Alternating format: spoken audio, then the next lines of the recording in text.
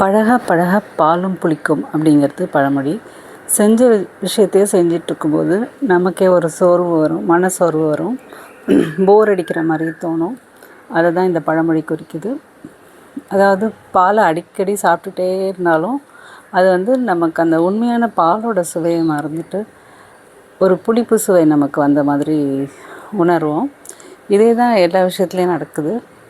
நம்ம செஞ்ச விஷயத்தையே திரும்ப திரும்ப செய்யும்போதோ, இல்லை சாப்பிட்ட பொருளையே மீண்டும் மீண்டும் சாப்பிடும்போதும் அறியாமலே நமக்கு ஒரு சலிப்பு உணர்வு வந்துடுது. அப்போ அதை நம்ம விரும்பி சாப்பிட மாட்டோம். ஸோ இதை மாற்றுறதுக்கு நம்ம இறைவன் படைத்த படைப்பில் விதவிதமான விஷயங்கள் இருக்குது. அதை மாற்றி மாற்றி எடுக்க கற்றுக்கணும். உணவில் மட்டும் இல்லை, மக்கள்கிட்ட பழகிறதுலையும் நம்ம பலவிதமான மக்கள்கிட்ட பழக ஆரம்பிக்கும்போது தான் நமக்கு வாழ்க்கையில் நிறைய விஷயங்கள் நல்லா புரிப்பட ஆரம்பிக்கும்.